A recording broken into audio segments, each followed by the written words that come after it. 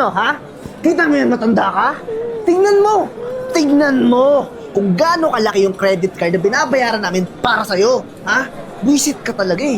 Dahil sa'yo, nagbi-business trip yung anak mo, nagtatrabaho sa ibang bansa, ano? Para tustusan lahat ng pangangailangan mo. Tapos sa akin, wala nang natitira. Lahat sa'yo napupunta. Ha? Nyeta ka.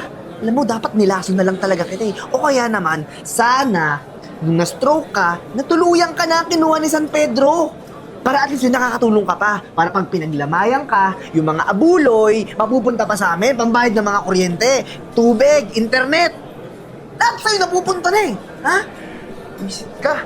O, ikaw, Oreo, ha? Ang tinitingin mo, ha? Gusto mong ihawin kita kasama yung amo mo eh. Uy, ikaw, tandaan mo, ha? Tandaan mo, mas mabuti pang namatay ka na lang kaysa pasakit ka sa amin ni Arian.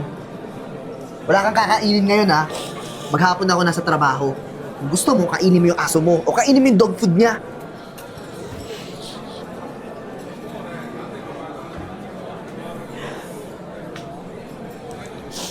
Iyahan mo, Oreo. Malalaman din ni Arya ng lahat.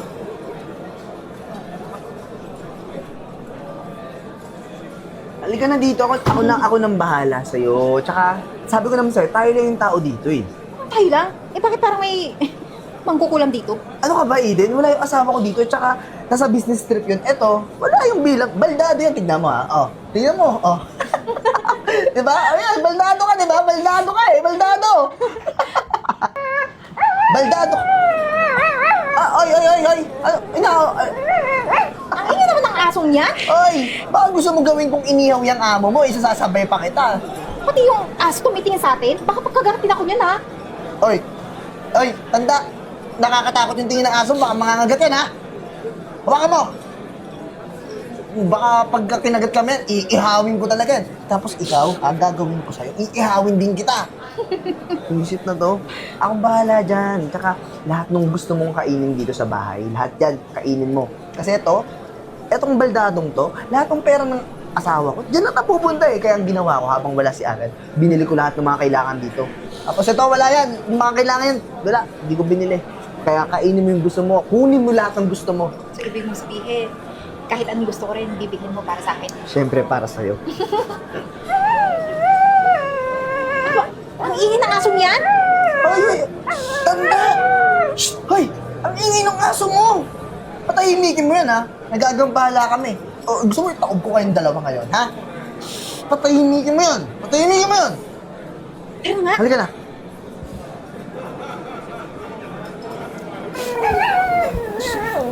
Hayaan mo na sila, hayaan mo na sila. Kailangan makauwi na yun. Si Ariana, no? Para malaman niya lahat. Oo. Magsusumbong tayo. Magsusumbong tayo.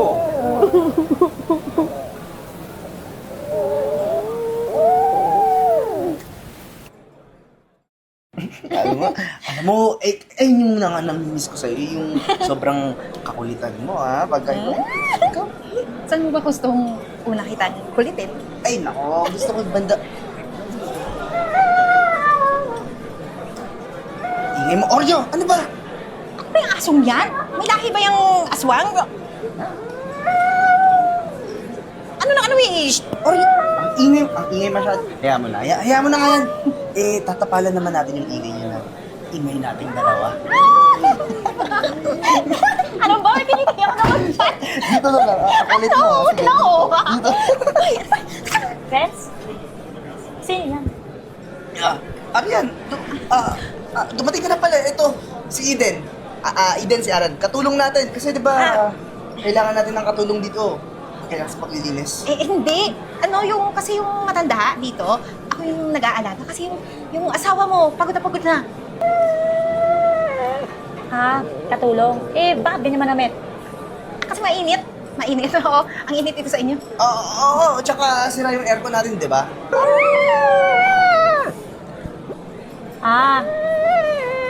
Ang tanong, asan ang nanay ko? Nagpapahinga. Ma? Ma, nakakalakad kayo, ma. Nakakalakad ako, nakakapagsalita ako. malinaw ang mata ko, matunog ang tenga ko. Kaya hindi ka pwedeng magsinungaling sa lahat ng mga pinaggagawa ninyo. Ay, ma'am, labas na po ako dito sa usapan, no? Pamilya-pamilya kayo. Ako, aalis na rin kasi magaling ka pala eh. Teka. Diyan ka lang, Eden, kasi si Mama, sabihin mo kay Arin yung totoo, nakatulong natin si Eden, di ba? Sasabihin ko sa anak ko yung totoo, nakabit mo si Eden, babae mo. Kinakalantari mo habang nagpapagod yung anak ko sa pagtatrabaho sa ibang bansa. Sandali lang, Ma. Bakit ka naman agad-agad nagsasabi ng mga ganyang paratang sa akin? Arian, pagpasensya mo na si Mama, alam mo na, pag matanda, di ba, minsan nagdidelusyon na yung mga halo-halo na yung utak. Na-stroke pa siya nung nakaraan. Ma, huwag ka naman gumawa ng kwento, tsaka wala ka namang ebidensya, di ba? Walang ebidensya. Ginawa mo talaga akong tanga eh, no? Yung iniwan ako niyan dito, hindi ako pinapakain niyang asawa mo. Pinapanalangin niya lagi ako araw-araw na mamatay na. Buti na lang may kapitbahay tayong si Yvette. Inaalalayan niya akong mag-therapy araw-araw habang wala yung lalaking niyan. So, gumaling ako nang hindi niya alam. Arian, wala siyang ebidensya sa mga sinasabi niya. Ebidensya ba? Totoo ba yung sinasabi ng nanay ko, Renz? Ebidensya ba? Oreo? Sumbong na tayo. Nandito na si ate. Sumbong na natin. Oh, nakikita mo? Kahit aso, hindi kayang magsinungaling. At hindi kayang tanggapin yung mga paliwanag mo. Arian, makikinig ka ba sa aso kay Mama mo? Alam mo naman, ako yung nagsasabi ng totoo dito, di ba? Eh, sa nakikita ko parang totoo yung sinasabi ni Mama eh. At hindi Kasi lang wala yun. namang katulong na ganyan, manamit. At hindi lang yun. Kung ayaw mong maniwala sa akin, at ayaw mong maniwala sa sumbong ng aso namin, ito yung recording. Nagpapatunay lahat ng mga pinaggagawa mo. O Arian, ikaw na magdesisyon kung anong dapat mong gawin dyan sa lalaking yan.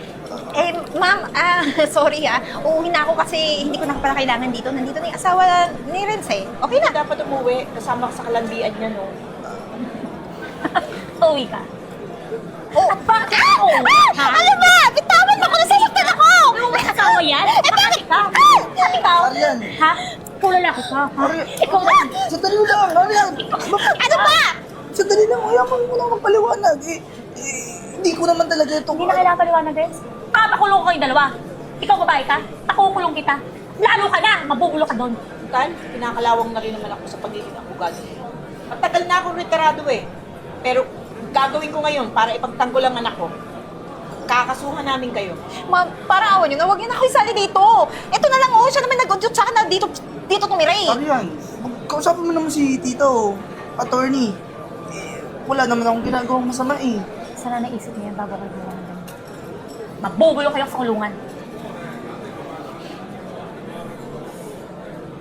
Maigi naman na pabilis pag-aayos mo ng mga negosyo na iiwanan natin. Eh kasi mami, pinapamagdali na rin ako para makapag-migrate na tayo sa Amerika. Doon ako nalipat, so kailangan kasama na rin kita. Ayoko rin naiwan ka dito. Parang titingin sa'yo. Buti na lang pati anak, yung naging asawa mo, hindi ka nagkaanak doon. Kung hindi, isa pang intindihin yun. Ayun ako ma, buti na nga lang talaga hindi kami nag-aanak. Pero alam mo anak, syempre, mama mo ko, nangangarap rin ako na baby mo na talaga tong karga ko lagi, hindi si Oreo lang. Pagdating naman sa States, baka pwedeng mag-asawa ka na doon. Narating tayo dyan ma, huwag kang mag-alala. Anong mag-alala?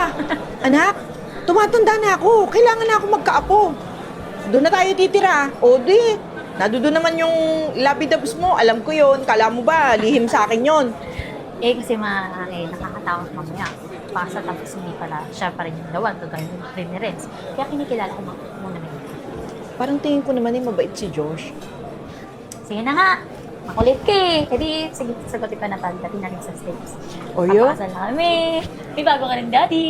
Oreo, pupunta na tayo sa States. Sasama ka ba? Sasama siya. Sasama siya. O, paano? Re-ready ko na yung mga gamit nito, ha? Alis Sige, na. O, babay na tayo, Oreo. Babay na.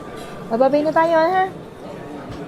Visit ka talaga. O bakit ako? Ako na nga itong nadamay dito sa kalokohan mo, kaya ako nakulong. Chip! Oh. Good morning, Chip! Good morning. Medyo tagal-tagal ko na po kasi dito. Alam niyo naman, di ba, ginagawa ko lahat ng mga pwedeng palayain niyo na lang po ako. Hoy, manahimik ka. Anong ikaw? Ako nga lahat gumagawa ng gawain mo eh, kaya chill. Ako po yung palayain nyo. Sige na. Kulang pa yan. Magpakabait pa kayo para para makalabas kayo dito agad. Oh, kaya na, maglinis kayo doon sa courtyard. Tapos, magdili kayo ng mga halaman doon. Oh, kung mapapaaway na naman kayo, di extended na naman kayo. Kaya magpakabait kayo. Chief, ilang beses mo yan sinabi eh. 5 taon na kami dito sa kulungan, hindi pa rin kami nakakalaya. Chief, ayoko din po kasi maglinis yung sa courtyard. Sabi ni Boss Arnold, sasaksakin yan. Gigripuhan ako. Ayoko ng gripo, Chief. Baka hinahamon mo rin ng away doon, kaya napapaaway ka rin. Hindi naman nasunod lang ako. Oh, ayan na, basta ha. Maglinis na lang kayo doon, huwag pa angas-angas para makalabas kayo agad dito. Sige na, ang dami yung reklamo. Bilisan mo na nga, maglinis ka na doon. Oh, tingnan mo, kayong dalawa. Oo na. Sige na, tara nga.